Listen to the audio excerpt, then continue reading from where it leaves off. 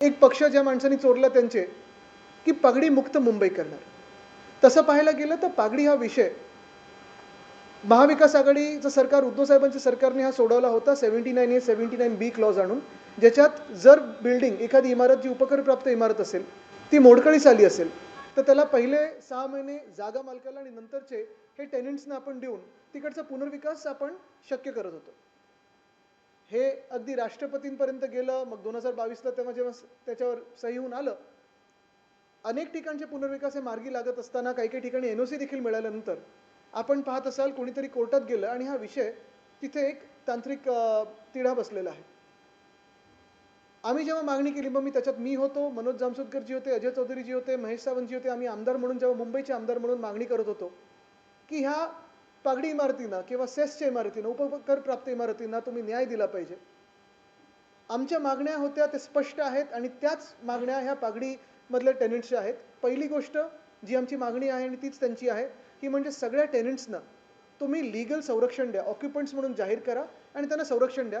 कारण झालं असं, आत्ता कुठेतरी बिल्डिंग मोडकळीस आली आहे दाखवून जे जागा मालक आहेत ह्या पगडीमध्ये राहणाऱ्या लोकांना बाहेर काढण्याचा प्रयत्न करतात. तर पहिली आमची मागणी होती, तुम्ही त्यांना ऑक्युपंट्स म्हणून जाहीर करा आणि जे काही तांत्रिक आणि लीगल संरक्षण असतं ते द्या.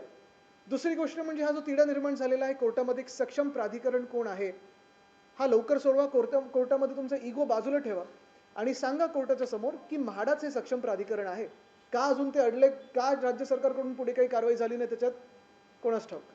आणि तिसरी गोष्ट आणि सर्वात महत्त्वाची गोष्ट जी मी मागणी केली होती अधिवेशनात, ती हीच होती की ज्या काही उपकरप्राप्त इमारती आहेत किंवा सेस प्रॉपर्टीज असतील किंवा पागडीवाले प्रॉपर्टीज असतील, ह्यांना तुम्ही स्पष्टपणे एक ट्रिगर द्या की मोडकळीस बिल्डिंग आली असेल किंवा नसेल, पण 60 वर्षाची एकदा बिल्डिंग झाली तर पुनर्विकासाची संधी पहिली जागा मालकाला आणि मग तिकडच्या टेनंट्सना हे तुम्ही शक्य करून द्या.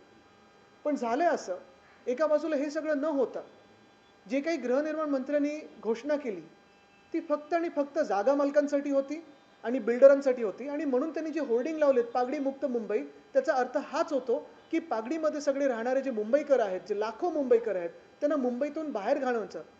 किंवा मग ते अदानीचे कसे धारावीमधले लोक देवनार डम्पिंग ग्राउंडवर न्यायचं, तसं तिथे देवनार डम्पिंग ग्राउंडवर नेण्याचा प्रयत्न हा कदाचित एकनाथ मिंदेंचा असू शकतो. पण बघा ना, जे मी फेकनाथ मिंदे एवढ्यासाठीच बोलतोय कारण सगळ्या गोष्टी तर फेक आहेतच, पण ही घोषणा देखील अशी फेक आहे त्यांची. त्यांची घोषणा काय आहे जर मी नीट ऐकलं असेल आणि तुम्ही पण नीट ऐका, ते त्यांच्या स्क्रीन व्हिडिओग्राफ पण आहे. त्यांनी सांगितलं आहे की पुनर्विकासासाठी पागडीच्या आम्ही म्हणजे ते भाजप आणि मिंदे हे नवीन धोरण आणत आहेत आणि त्या धोरणाप्रमाणे जे तिथे राहतात, जे टेनंट्स आहेत, जेवढी जागा त्यांची आत्ता आहे तेवढीच जागा निश्चित केली जाईल. म्हणजे जर तुम्ही 10 बाय 10च्या खोलीत राहत असाल, जो काही पुनर्विकास स्वतः करता त्याच्याप्रमाणे 500 square foot, 560 square foot, 700 square foot, कोणा 300 स्क्वेअर फूट, जे काही तुम्ही ठरवता ते होतं. पण मिंदेंच्या घोषणेप्रमाणे आणि ह्या धोरणाप्रमाणे तुम्हाला जेवढी जागा आहे आत्ता तीच सुनिश्चित करून तेवढीच जागा तुम्हाला मिळेल. पण जागा मालकांनी अधिक ठिकाणी आपण पाहाल, जास्ती करून ठिकाणी जागा मालकांची आता जे काही राईट्स आहेत ते बिल्डरांनी घेतलेत. त्यांना वाढीव FSI मिळणार, TDR मिळणार, अजून कॉम्पेन्सेटरी काहीतरी मिळणार, इन्सेंटिव्ह मिळणार, बेनिफिट मिळणार. म्हणजे नेमकं तुम्ही कोणाचं सरकार आहात? ह्या जागा मालकांची लॉबी तुमच्या सरकारमध्ये काही फंडिंग काहीच केले का त्यांनी किंवा काही वेगळ्या मार्गाने घुसलेत का?